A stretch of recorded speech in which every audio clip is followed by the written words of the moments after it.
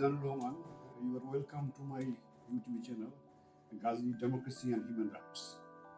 Dr. Mizanur Rahman, you had a very colorful education life and then career as well. I understand that you took your Doctor of Law from Russia, and then you turned to Sweden, and then you turned to United States, and then you turned back to Bangladesh. You started your professional job teaching in the university, and then at the university you played the role as a department chairman. You started, you had been given the responsibility to become the chairman of the Human Rights Commission at the decision of the president, and it is a constitutional post. And you ruled this commission 6 years. And when you took the office, there was a great expectation that you are an exceptional person, and you realized the dream of the grassroots level people and the proletariats. So there was a great hope. So what sorts of dream and expectation you had when you took the power as the Commission of Human Rights of Bangladesh? Well, your question that what was my dream when I accepted the challenge of becoming the chair of the National Human Rights Commission.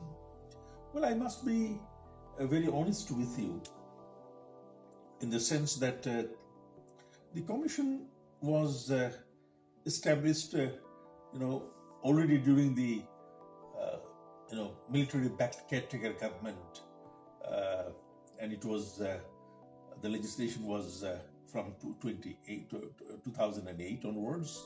I can tell you that I was the first appointed chair under the new legislation, the new statute that was enacted in the parliament in 2009, and that is where the National Human Rights Commission comes into the picture. When I was assigned the chairmanship of the commission, to be very honest with you, I did not have very ambitious, I wouldn't say very ambitious plan or dream. I wanted to be very pragmatic and realistic. But what I thought, and that I made very public, I think in the very initial days of assuming the office of the chair of the National Human Rights Commission, I say that I will roam about the country from corner to corner to spread at least two concepts and words to the people of Bangladesh. One is the concept of human rights, and the other is the name of an institution, which is the National Human Rights Commission, which is supposed to be an institution of the people of the country. The ownership belongs to the people, because this is an institution which is supposed to protect the interests and the constitutional rights of the citizens of Bangladesh, and any person, for the time being, within the territorial jurisdiction of Bangladesh, they should come under the protection, and the protective institution is the National Human Rights Commission. That was my pledge to myself.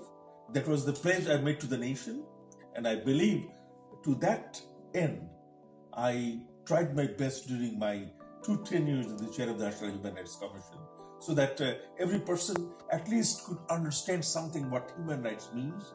And I wanted to make the name of the National Human Rights Commission a household name in Bangladesh. I understand quite well that before your coming to the post, the commission was really crumbling. It has no vision, no philosophy, just one judge was ruling it. And you came and then you resurrected it. You reorganized it. You told the people that I'm here. I shall deliver you real justice, humanitarian justice. Then you had a big plan, so far I understand. And later, when you entered into the movement, you confronted lots of problems. And you complained to the Prime Minister, the daughter of the father of nation, Sheikh Mujibur Rahman, the great honorable persons, and the daughter of the East, Begum Hasina. We call her the daughter of the East. So, and she told you that you do on your own way. Don't think about this criticism. So after that, Did you change any policy or adopt anything in context of her advice? Yes, it so happened in those days that there were human rights violations of various types and nature. And I tried to be very vocal on each of the incidents of human rights violations. Whenever it was possible and necessary, I used to visit the places of violations. I used to be beside the victims of human rights violations, to empathize with them, and to be at the site to show that a national institution is there to look after their interests and to protect their interests, and that they are not victimized. The message to carry to the victims of human rights abuses and violations. Yes, it so happened that because of my activism, and because probably I was quite outspoken, two very influential ministers, I think in a public appearance in the Dhaka University TSC, just outside the TSC, they made in a single event, both the ministers were very influential ministers of the government. One minister, he remarked that the chairman of the National Human Rights Commission speaks like the leader of the opposition, just like opposition party leader, and as if we did not appoint him, he behaves in that manner. And the other minister told that, he speaks in the language of Jamaat Islami. I was very offended, to say the least. So I sought an audience with the Honorable Prime Minister.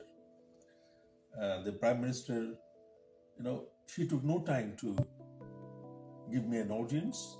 So I went to her and point blank, I told her that, Honorable Prime Minister, if the influential ministers of your cabinet, they criticize the chair of the National Human Rights Commission publicly in this manner, for me personally, I think I'm happy. I'm happy because my personal stature would be at a higher level with the people and with the foreigners, because then they will understand that probably I'm trying to act very independently and what I'm supposed to do, where the chair of the National Human Rights Commission is supposed to work. So probably I'm doing my job, and therefore they're not being very supportive of my actions. But I told her also, but Honorable Prime Minister, if the ministers go on critiquing the chair of the National Human Rights Commission the way they did, probably it might give a wrong message to the friendly countries abroad, to foreign missions, to the United Nations system, that probably the government is trying to intervene and interfere with the independent activities of the National Human Rights Commission. And I don't think that's the message that any government would like to convey to the foreign friendly countries, the states and other institutions. The Prime Minister then told me that, did I ever tell you anything? I said, no.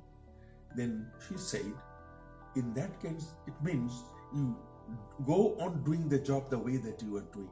That's great. And that was a great support. That was a great support. And I simply, thanked the Prime Minister. I left her office, and probably with more enthusiasm, with more inspiration, more encouragement, I started doing my job. Right. That there's nothing that I should think of. There's nothing can prevent me from protecting the rights of the victims of human rights violations in Bangladesh, as long as I am the chair of the National Human Rights Commission. It means that you got the political will. Well, I think that kind of support from the Honorable Prime Minister. I think Great. I couldn't have expected anything better, anything more than that. That was a great blessing. Yes, absolutely. Before the national elections in 2008, the Awami League is a political party. In its election manifesto, it declared, and it is stated in the 28 election manifesto, Din Bodoler Shanod, the charter of the changes that the party promises to the nation. It was specifically mentioned that if they are voted to power, they will be indigenous people friendly and protect the rights of the indigenous people of Bangladesh. Very slowly, somehow, their strategy and policy towards the indigenous people took a sharp turn. It took a turn in a manner when the government even gave a circular that in no official governmental functions or incidents you can use the word Adibashi, meaning the indigenous people, as if they didn't exist. That was something that the National Human Rights Commission took very seriously, and we made it very clear to the government, to the people, to the nation, and to the Human Rights Council in Geneva that the National Human Rights Commission of Bangladesh is an institution that acknowledges the indigenous people as a people who have special rights under international human rights law. And the NHRC Bangladesh is always going to protect the rights of the indigenous people of Bangladesh. And we did that. And in our report to the Human Rights Council, we made a special segment on the rights of the indigenous people of Bangladesh. Thank you very much. So I see that you had a overall picture of the country regarding human rights problem. So you gave the impression to the people that I should deal with everything, and you dealt with this murder, rape, disappearance, prejudicial killing, all these things you dealt with. And even you dealt with the border case, these girls. And you wrote a letter to the Indian government, very honestly and transparently that this is a violation of human rights and women's rights. So you got a response from there. So all these things together, I see that you had a challenging work, and you succeeded in some respect. You succeeded, but it is very difficult to see the reality. I mean, perfect. You did a lots of job. So I'm very glad to see this is the preliminary discussion we have conducted now, and we shall go through other sites, particular sites later. So thank you very much. Oh, thank you. Thank you very much, Professor. You are very kind to give us your vicinity, the opportunity to talk, and then it is nice to talk with you. Well, Mr. Gazi, it was all my pleasure, and it was nice talking to you. I'm so happy at least to reminisce on some of the events and the days that I was there as chair of the National Human Rights Commission. Thank you very much. Thank you. You are the hero. You are the hero. Thank you. Thank you. Thank you.